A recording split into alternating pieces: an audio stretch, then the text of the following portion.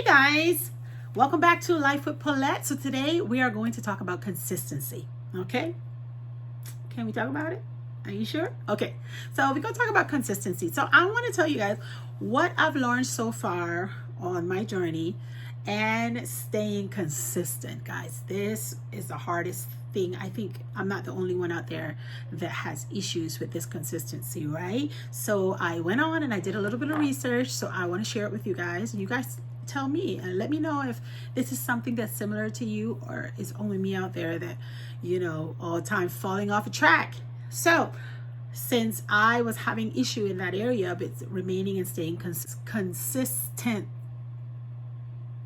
within my journey, I want to share with you guys, oh my gosh, I want to share with you guys what it is that I've, that I've been doing lately in order to better my flow a little. Okay, so most of the time people would think that the problem of the lack of consistency is lack of motivation or vision, but actually the problem is that you is not mentally trained to be consistent. And that is something that I had to learn later on like I was not born to be consistent. Okay, no, that is, you could train yourself to be consistent, so that was a good thing. And I was not being consistent as well because my mental toughness and the self-discipline was it wasn't there, guys. When you're sitting down and you're having a routines, you have the kids, we're homeschooling, you're trying to get everything in there, and sometimes you're not able to get it all in there. So what you do is that you just give up. And I think a few years ago, that's where I was at, with the kids and homeschooling and dealing with my son. My oldest is special needs, so all the medical and back and forth, and we have to do this and do the next thing, and I was just like screaming in my head like, Lord, what's going on here? I'm so overwhelmed. I can't stay on track. I would start one day and say, tomorrow, Monday, I'm going to start my diet routine. And then Monday comes and I have a hamburger in my mouth. Like, yeah, about that. Okay. So then I'll say, okay, I'll start next Monday, when I know the whole year was just gone by and nothing started. And I felt that tension and that load of overly burden of doing it just you. And even though my husband was here and he's the one that does the bulk of this stuff because he's the teacher, but I just felt so overwhelmed. And then I added another thing in my mix. Since we were homeschooling, I decided, well, my husband's like, you know what, go do what you feel like doing in the period of time that I'm homeschooling, so that way you can get your mind together, go to the gym, go shopping, go do what you want to do, and I'll handle. So we made a little chart on what it is and who was doing who. So since when he retired, he decided, I'm gonna come home and I'll be the best nanny ever, which he is. He's an amazing nanny. He takes care of the kids, he does all the house stuff, and I still was not at my discipline spot where I used to be, like especially when it came to my health, when it came to accomplishing my goals and dreams. I felt like I got to a stagnant of, I'm overwhelmed. Even though he came and took some or the majority of it, I still felt like I was not, I lost that that I had. I would start a diet and don't complete the diet. The first day I quit, I'm like, I want a hamburger.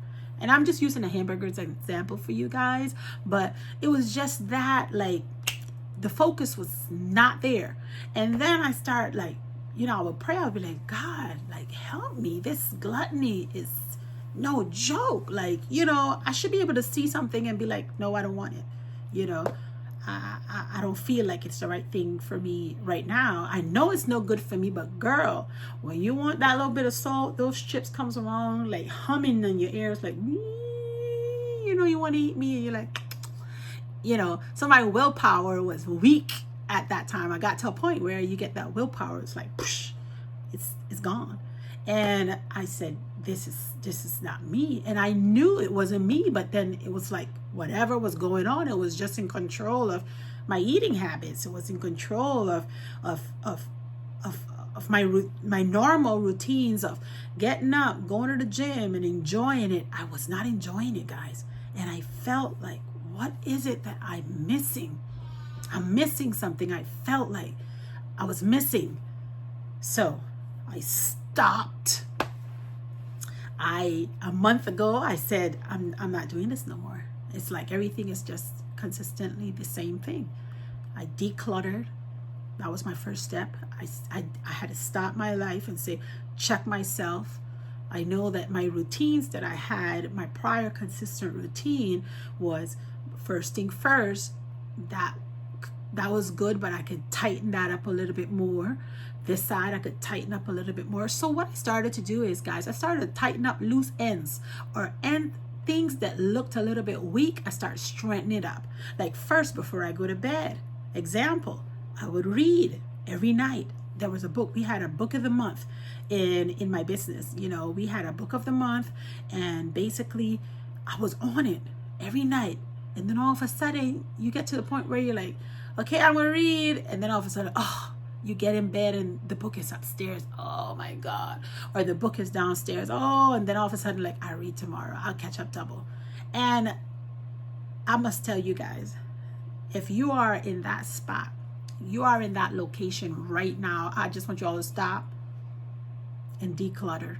That's all. Okay? The moment I decided that I had to stop everything and I'm going to declutter, that's when I start to regain control again, because I was in my way. Okay, so I started out with my closet, and you guys saw all of my transformation in that. I just grabbed everything and I just decided to let it go.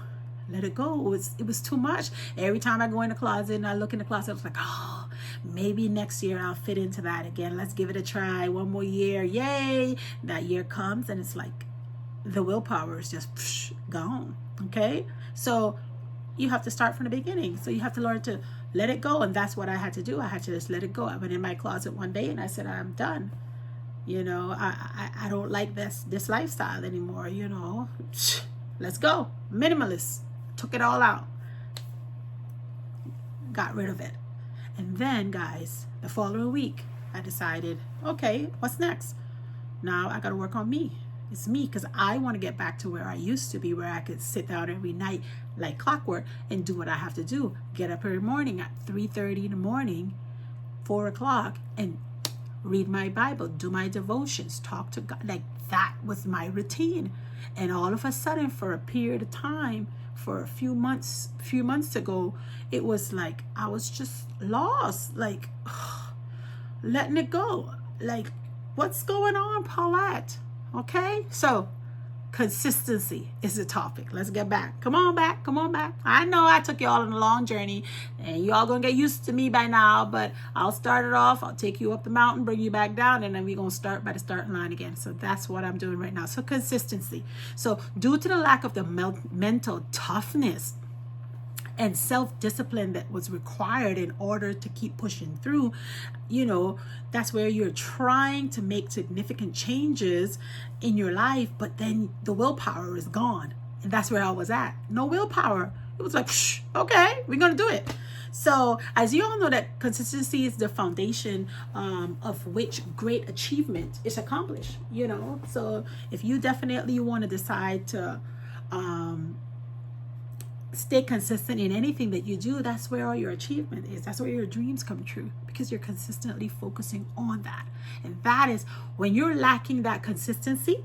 And I'm talking about consistency because that is a problem that I have, and I know I'm not alone, guys. I know you all are there with me too. Some of you all, not all of you, but for those that are consistent, for those that develop that habit of consistency and pushing through and making sure that they can push themselves and motivate themselves. They don't need no caravan or no peanut gallery behind them.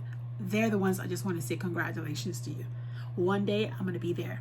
Okay, starting today, one day I'll be there. Okay, but as of today, I'm working on it. All right. So basically, according to a few little research or tips that other folks was talking about, they just talk about little small things that you can do is to stay steady.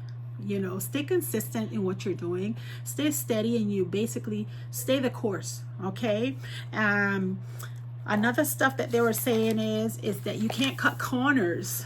And I was cutting corners, guys. Like I will have a great breakfast, great lunch, and then all of a sudden around dinner I would just give up. I will cut corners. I will have me something that I weren't supposed to have, and then all of a sudden I felt guilty, and then I'll say tomorrow I'll start again fresh and we'll do it again, and tomorrow comes and nothing happens. So at the end of the day, guys, make sure that you're not cutting corners, because you're not cheating nobody but yourself. And that's what I had to learn. I was just cheating myself because the results was not showing, guys, because I was cheating. Okay, that's it. All right. So there are actually 3 key principles for a lasting consistency in your life. Okay. So that way you can jot these 3 down. I'm going to go real quick by it. Okay. Because I want everybody to get it. And we may have to do another part for the second part of this, because I'm talking to the people that was first consistent or is currently consistent and just lagging a little bit. They're the ones I'm talking to. I'm talking to you, okay? Because you've been there, you're doing it, but then you just need a little extra, and you don't know what that extra is. So it's these 3 keys. Hopefully one of them you can tighten up, okay? So the first one is to get a crystal goal. Get a crystal clear purpose of your why. Why? Your passion. What's your passion? Why are you doing what you're doing? What's the outcome? That's the first thing you want to find out. Because if you have a why, when those days get tough and the tough get going, if your why is big enough, the facts don't count. You're not going to give up. You're going to just stay consistent in your pain, called growing pains. You're going to grow through your pains, but you're going to stay consistent. So that's the first thing. First key that you want to jot down for a lasting consistency in your life. Okay, find out your why you're doing this, why you're doing what you're doing. What's your hot button? What is your passion? And that way your dreams is not going to be short because of your lack of passion. You're going to feed your dreams and you're going to accomplish them because you have passion. And when it gets tough, you're not going to quit because you know how and why you're doing what you're doing. So attach something that when you think about it, and when you think about your why, you attach your purpose on there real good, and you say, I can't quit because of X, Y, and Z. And I want you to answer that question. I can't quit what I'm doing. I can't lose focus because of my why. And it has to hurt when you think about it. It has to make you, a little tear should come to your eye, when you think about it. And that definitely will help you out to stay consistent, to hold on to that first key, because to me that's the most important key. The why is very important. Otherwise you're just walking around like a duck with your head cut off. Okay, number 2 is accountability. Okay, and you're like, accountability? What do you mean accountability? Now I want to clarify. It don't mean that you're going to go out there and you're going to just tell everybody about you, hey guys, I got a dream, and you're telling it to the peanut gallery. The peanut gallery is only there for a few things: to criticize, to condemn, and to complain. And let me tell y'all tell your dreams to the wrong group of people, they will have you forgetting that you even had a dream, or if you could even dream, because that negativity that they're going to pour out on you, that's not the one.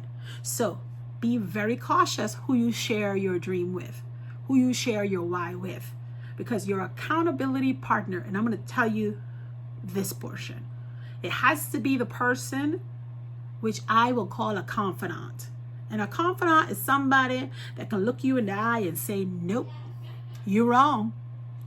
And turn around and say, yep, you're right. It's not a yes person, okay? I don't want no yes person in my life. I want somebody that can come clean cut and say, Paulette, now what you did right there, that was a little bit much. You know, you could adjust yourself. Oh, okay, I'm sorry. I apologize.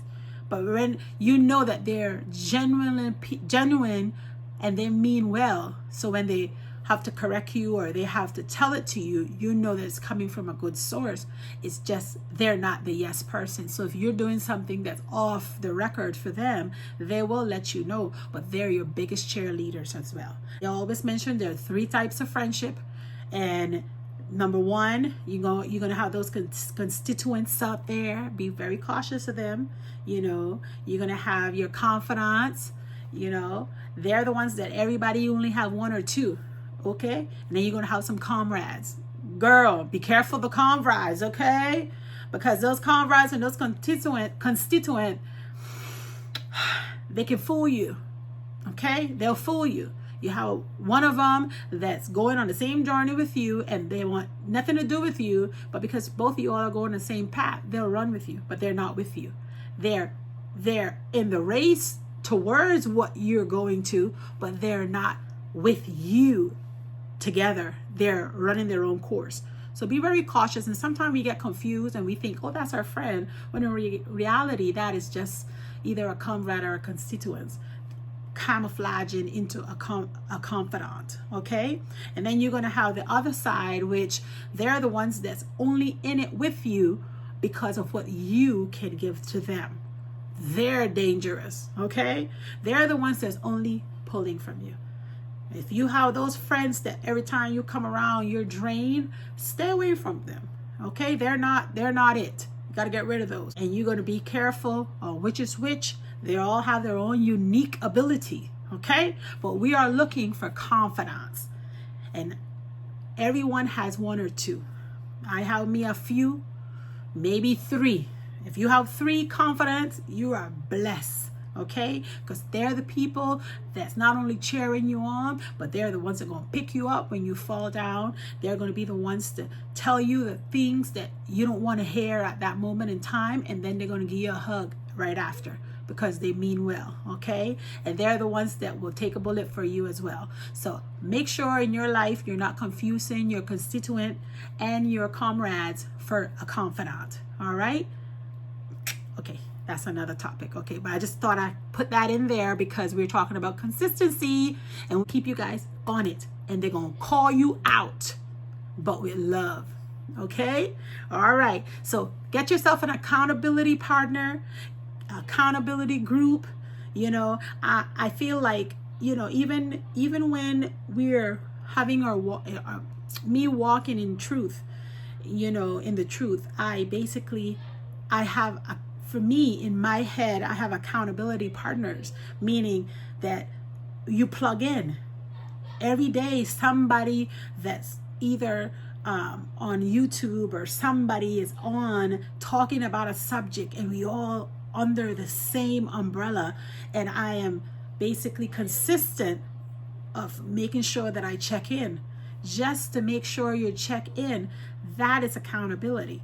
And then you're not only being accountability for yourself, you're being accountability for the other person too, that basically may not want to come on. So you're going to show them support, so that way they'll know that, listen, we both are in this together. When you come on, I'm going to show up. Now, I may pull up late, or I may pull up after, but I'm going to pull up because I'm in this with you. We're in this together. And that is what we're looking for. You want to find that accountability partner that may not show up right away, but they're going to show up right on time. Alrighty. And I love finding that little small group that you could text or call or share information with, and you guys are just in one unison. You could say, listen guys, I need your prayers, or I need your assistance in this area of my life because I'm lacking over here. And they can call you up and say, Paulette, did you make it to the gym on time today? Hey, I didn't see you. Like, I have accountability partners at the gym, my friends. Like, if you see me don't show up due to traffic or something, or I'm running late and I fail to text them or tell them, they will be calling me up. They'll pull up on me like, yo, I set your bench up. You best make it in here. Like, come on. You know, you mentioned you want to get this weight loss done. We ain't slacking. You ain't slacking. Or some days I'll be like, well, you know, I don't feel like I want to come to the gym today. And they'll be like, you coming? I'll be there. By the way, you set me up just in case I come late. And then all of a sudden you feel like you're in obligation now. Okay, I got to go because they asked me to do something, so I got to go. So that is what I'm talking about. Find yourself an accountability partner so that way your life can be a little bit more easier, and beware of telling your stuff to the wrong person, because that criticizing, condemning, and complain little peanut gallery group, yeah, you may want to reconsider. Just beware and be cautious. So number one is you want to get a crystal clear reason of why you're doing what you're doing. That's one key. Number two is find yourself an accountability partner or accountability group, not the peanut gallery, okay? Not the peanut gallery. We don't need no extra criticism, condemning, nor complaining out of them, okay? Leave them in the peanut gallery, all right? Y'all find yourself a little niche, probably 2, 3, 4, little 5, maybe 6 people that all you all are in it for the win. They're the ones you want to share your stuff with, okay? And last but not least, guys, taking an intentional action. That's the last one. Okay, I think I got everything right. Taking intentional action. So what does that is, Paulette? Meaning that habits that you could cultivate, you know, and can practice good behavior by you taking your intentional action. Be intentional.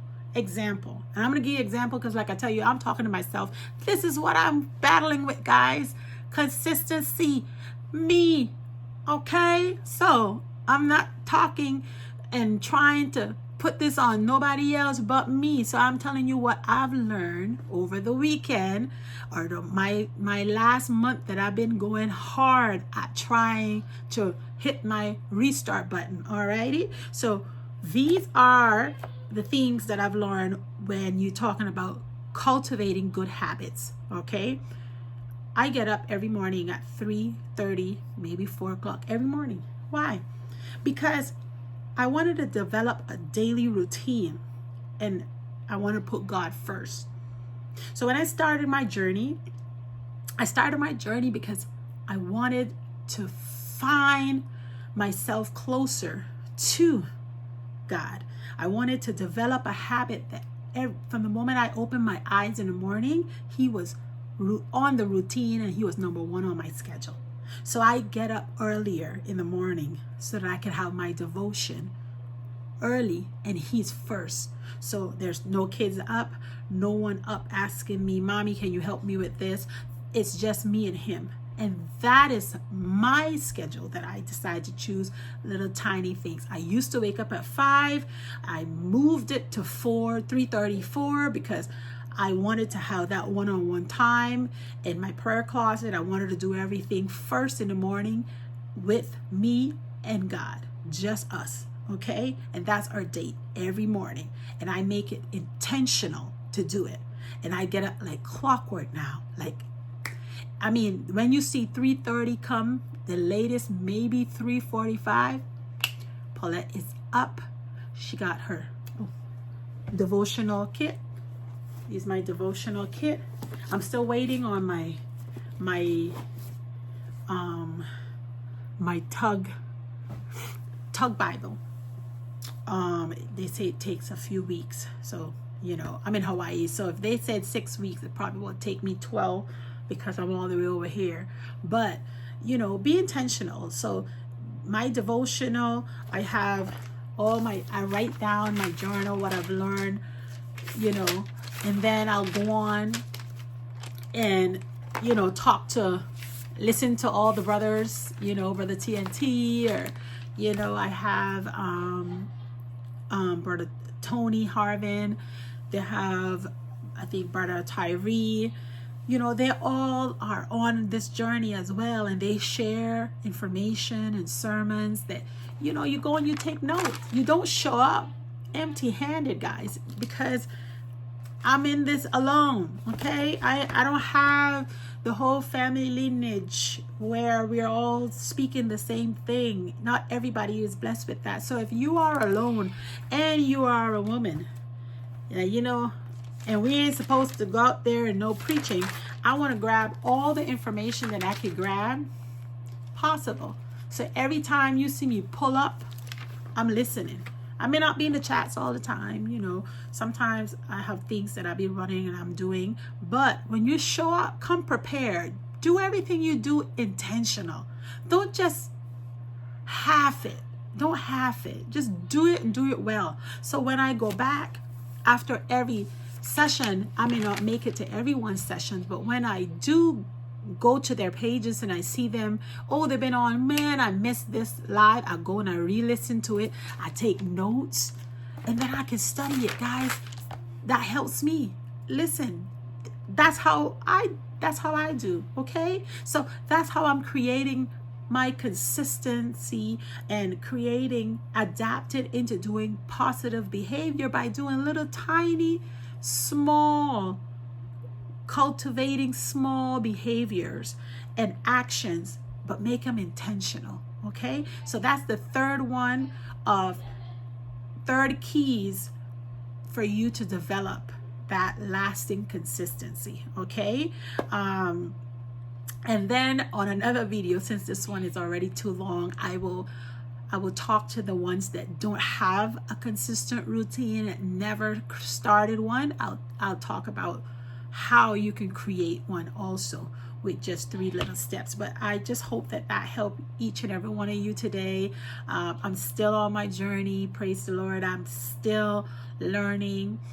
I'm still putting God first as always, you know, and it's not an easy walk. I can let you all know that, you know, it's not easy, but every little day when you do something intentionally towards your connection between you and God, that's all that matters. So at this point in time, I'm gonna bring this to a close since we are coming up on our 30 minutes and I don't want to overwhelm you guys, but I do want you to know that I am grateful for each and every one of you guys that's up in here, that is also on your walk. And thank you for always being so positive and caring. And you know, it's a new little gallery I'm in, but I am grateful for each and every one of you, and may God bless you and keep coming. Don't ever stop showing up on your page, and I'm going to make it part of my intentional routine to go and show up, so that way I can show my support to you guys too. And you all doing an amazing job. Keep shining. God bless you. Deuces.